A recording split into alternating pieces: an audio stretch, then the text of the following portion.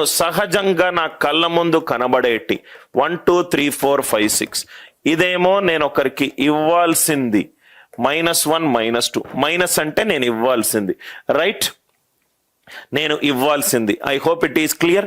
సపోజ్గా నేను ఒక అతని దగ్గర 7 రూపాయలు తీసుకున్నాను, అతనికి నేను 2 రూపాయలు తిరిగిచ్చాను.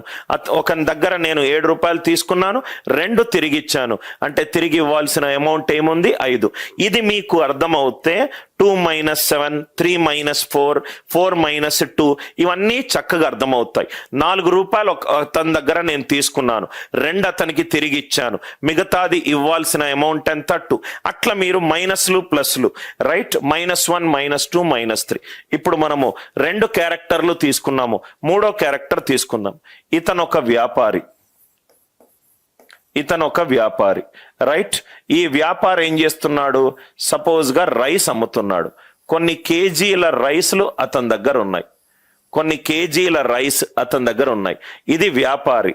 ఇతని దగ్గర కొన్ని కేజీల రైస్, ఇదొక కేజీ అనుకోండి, ఇదొక కేజీ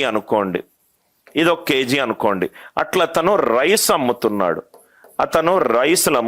కేజీ ఇట్లా రైస్ అమ్ముతున్నాడు. సపోజ్ ఒక సామాన్య రైట్, ఒక ఫార్మింగ్ చేసే ఒక మామూలు ఒక ఎంప్లాయ్. ఇతను రోజు కష్టపడి ఒకరి దగ్గర పని చేసి కొంత డబ్బు సంపాదించాడు ఆ రోజు. ఆ డబ్బు సంపాదించింది ఇప్పుడు సపోజ్గా ఈ కేజీ 30 రూపాయలు అనుకోండి, ఒక కేజీ 30 రూపాయలు. ఇతను ఏం చేశాడు? ఆ రోజు కష్టపడి ఒక 10 రూపాయలు సంపాదించాడు. ఇంట్లో రైస్ కొనాలి, ఒక షాప్ దగ్గరికి వెళ్ళాడు. ఆ షాప్ అతను ఏమన్నాడు? కేజీ 30 రూపాయలు అన్నాడు. అప్పుడు ఈతనేమన్నాడు శ్రామికుడు? సార్, నా దగ్గర 30 రూపాయలు సంపాదించలేదు, నేను 10 రూపాయలు సంపాదించాను రైట్. నాకు కేజీ ఇవ్వకుండా రైట్ దాంట్లో 3వ వంతు నాకు ఇవ్వగలుగుతారా సార్ అని చెప్పి అడిగాడు. నాకు మొత్తం కేజీ వద్దు సార్, ఆ కేజీలో నాకు 3వ వంతు ఇస్తారు సార్ అని అంటే రైట్, వ్యాపారం ఏం చేశాడు? అలానే ఇస్తాను అని చెప్పి అతని దగ్గర తీసుకున్న అమౌంట్ ఎంత? 10 రూపాయలు. కేజీ అమౌంట్ ఎంత? 30 రూపాయలు. కేజీ అమౌంట్ ఏమో 1 కేజీ. దాంట్లో అతను ఇచ్చిందెంత? 1/3. ఇక్కడి నుంచి మనకు భిన్నాలు స్టార్ట్ అవుతున్నాయి. అంటే అతను శ్రామికుడు తీసుకున్నదెంత? 1 పార్ట్. మొత్తం ఉన్నదెంత? 3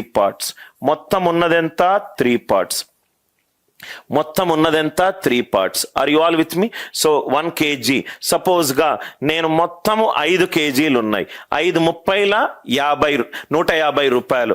నా దగ్గర మొత్తము రైట్ 75 రూపాయలు ఉన్నాయి. అంటే 75 రూపాయలతోటి రైట్ అవుట్ ఆఫ్ 150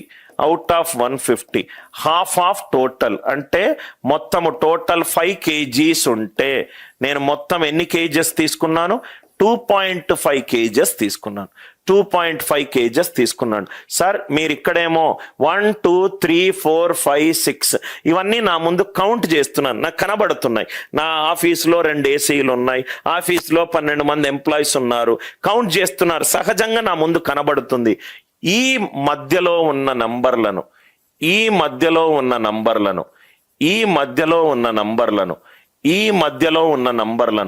ఏమన్నాను సార్? నేను ఫ్రాక్షన్స్ అని అన్నాను.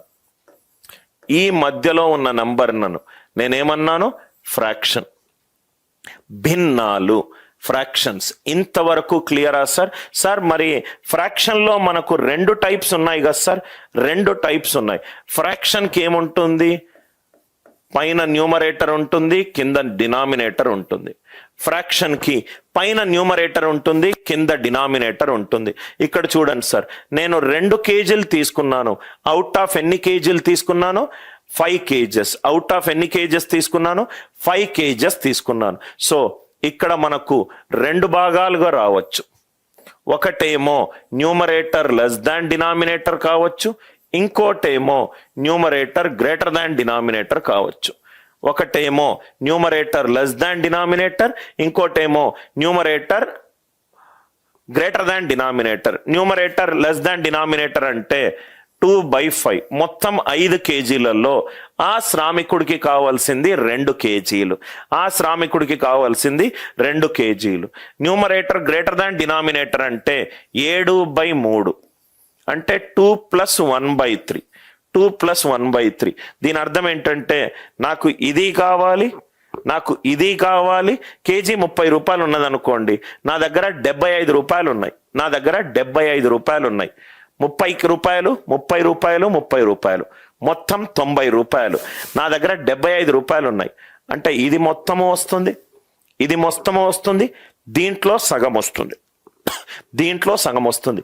ఇది మొత్తం వచ్చింది, ఇది మొత్తం వచ్చింది, దీంట్లో ఒక భాగం వచ్చింది, దీంట్లో ఒక భాగం వచ్చింది. 7/3 అంటే 2 + 1/3 అంటే ఇది తీసుకున్నాను, ఇది తీసుకున్నాను, దీంట్లో 1/3 పార్ట్ తీసుకున్నాను. నేను తీసుకున్న ఎగ్జాంపుల్ని మీరు డే టు డే లైఫ్లో మీరు ఆలోచిస్తే మీకు ఫ్రాక్షన్స్ అంటే ఏంటి అర్థమవుతుంది. ఒక పార్ట్ లో ఒక భాగాన్ని తీసుకున్నాను. Numerator less than denominator, numerator greater than denominator, numerator greater than denominator. అర్థమైంది కదా సార్ ఫ్రాక్షన్స్. సో నాకు బస్తా 5 కేజీలు, 10 కేజీలు, ధాన్యాలు 20 కేజీలు, పప్పులు 100 కేజీలు, రైస్ 10 కేజీలు, చికెన్ 2 కేజీలు. రైట్, ఇది నాకు కళ్ళ ముందు కనబడుతుంది, కళ్ళ ముందు కనబడుతుంది. సో ఎనీ ఫ్రాక్షన్, ఎనీ భిన్నాలు P/Q ఫాములో ఉంటాయి. సో నాకు కనబడుతుంది అంటే P అండ్ Q ఏమవుతుంది? ఇంటీజర్స్ అవుతున్నాయి. Q ఎప్పుడూ కూడా నాకు 0 కాకూడదు. దీన్ని మనం ఏమంటాము? రేషనల్ నంబర్ అని అంటాం. రేషనల్ నంబర్ని తెలుగులో చెప్పండి సార్. రేషనల్ నంబర్, దీన్ని మనం ఏమంటాము? రేషనల్ నంబర్ అని అంటాం. ఇక్కడి నుంచి మన టాపిక్ స్టార్ట్ అవుతుంది. రేషనల్ నంబర్ అని అంటాం. P/Qని రేషనల్ నంబర్ అని అంటాము. P and Q are integers. P and Q are integers. Rational number అంటే మీకు మైండ్లో కళ్ళు మూసుకొని ఆలోచిస్తే, నాకు సపోజ్గా ఒక ఫుల్ లీటర్ స్ప్రైట్ ఉంది, నాకు ఓన్లీ 250 ml కావాలి. దాంట్లో 1000 ml ఉన్న స్ప్రైట్లో నాకు 250 ml కావాలి. 4 ఫ్రెండ్స్ కలిసి మేము ఎంజాయ్ చేసుకుంటున్నాము. నాకు ఏం కావాలి? రైట్, 2 ఫుల్ లీటర్స్ కావాలి, ప్లస్ ఒకటి 250 ml కావాలి. రైట్, ఒకటి అకారణీయ సంఖ్యలు P/Q. ఇది rational number. P and Q are integers. ఇది చూడండి సార్, ఈ నంబర్ లైన్. ఈ క్లాస్ నాకు తెలిసి, ఎందుకంటే నేను ఈ మధ్య ఒక ఇంటర్నేషనల్ స్కూల్లో క్లాస్ తీసుకున్నాను సార్. క్లాస్ తీసుకున్న తర్వాత నేను హెడ్ మిస్టర్కి చెప్పిన ఫీడ్బ్యాక్ ఏంటంటే, మీ పిల్లలు చాలా స్ట్రగుల్ అవుతారు మ్యాథమెటిక్స్, వాళ్ళు విజువలైజ్ చేయలేకపోతున్నారు. నేను ఒకటి చెప్తే వాళ్ళు విజువలైజ్ చేయలేకపోతున్నారు సార్. ఇది 1 2 3 అంటే ఈ రెండిటి మధ్య ఉన్న నంబర్లు, ఈ రెండిటి మధ్య ఉన్న నంబర్లు, ఈ రెండిటి మధ్య ఉన్న నంబర్లు, ఈ రెండిటి మధ్య ఉన్న నంబర్లు, ఈ రెండిటి మధ్య ఉన్న నంబర్లు, రెండిటి మధ్య మనం ఇవ్వాల్సింది. అప్పుడు నెగటివ్. నెగటివ్ అంటే దాని అర్థం ఇది అకారణీయ సంఖ్యలు. ఇక్కడ వరకు క్లియరా sir? P and Q are integers, Q not equivalent to 0, Q not equivalent to 0. Now ఇక్కడ చూడండి sir, P and Q are rational numbers. Rational numbers, ఈ రేషనల్ నంబర్స్ నుంచి నాకు 2 తరహా నంబర్లు వస్తాయి. ఒకటేమో టర్మినేటింగ్, ఆగిపోయే దశాంశాలు, ఆగిపోయే దశాంశాలు, టర్మినేటింగ్ డెసిమల్. టర్మినల్, ఇప్పుడు మీరు ముంబైకి వెళ్ళారనుకోండి, VT railway station, church gate terminal అని అంటాం. టర్మినల్ అంటే దాని తర్వాత ఏమి లేదు. ఇప్పుడు మీరు హైదరాబాద్లో నాంపల్లి రైల్వే స్టేషన్కి వెళ్ళండి, ఆ నాంపల్లి రైల్వే స్టేషన్ దాటి ట్రాక్ లేదు. So Nampally terminus. టర్మినల్ అంటే డెడ్ ఎండ్, దాని తర్వాత ఏమీ లేదు. మీ ఇంట్లో ఉన్న దగ్గరలో ఉన్న ఏదన్నా గల్లీకి వెళ్ళండి, గల్లీ చివరిలో ఒక గోడ వస్తుంది, దాని తర్వాత ఏం లేదు. రైట్, దాని తర్వాత ఏమీ లేదు. టర్మినేటింగ్ డెసిమల్, తెలుగులో చక్కగా సింపుల్ గా చెప్తాను సార్. డాట్ తర్వాత కొన్ని డిజిట్ల తర్వాత అది ఆగిపోతుంది, దాని తర్వాత వెళ్ళదు ఫర్దర్. డాట్ తర్వాత కొన్ని అంకెల తర్వాత ఆ దశాంశం ఆగిపోతుంది, దాని దశాంశం ఆగిపోతుంది. అంటే రైట్, ఆగిపోని దశాంశాన్ని నాన్ టర్మినేటింగ్ డెసిమల్ అని అంటాం. చాలా జాగ్రత్తగా వినండి సార్. దశాంశము అంటే డెసిమల్ ఆగిపోతే గనక దాన్ని టర్మినేటింగ్ అని అంటాం. ఆగకపోతే కనుక దాన్ని నాన్ టర్మినేటింగ్ అని అంటాం. ఆగకపోతే కనుక దాన్ని నాన్ టర్మినేటింగ్ అని అంటాం. రేషనల్ నంబర్ ఎక్కడి నుంచి వచ్చింది?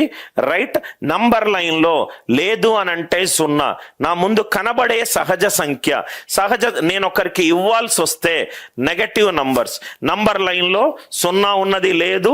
రైట్, నేను ఒకరికి ఇవ్వాల్సి వస్తే నెగటివ్ నంబర్లు, ఒకరి దగ్గర నుంచి తీసుకోవాల్సి వస్తే పాజిటివ్ నంబర్లు. పాజిటివ్ నంబర్లు 0, నెగటివ్ నంబర్లు, రెండు నంబర్ల మధ్యలో, సహజ సంఖ్యల మధ్యలో ఉన్నదే ఫ్రాక్షన్. భిన్నము.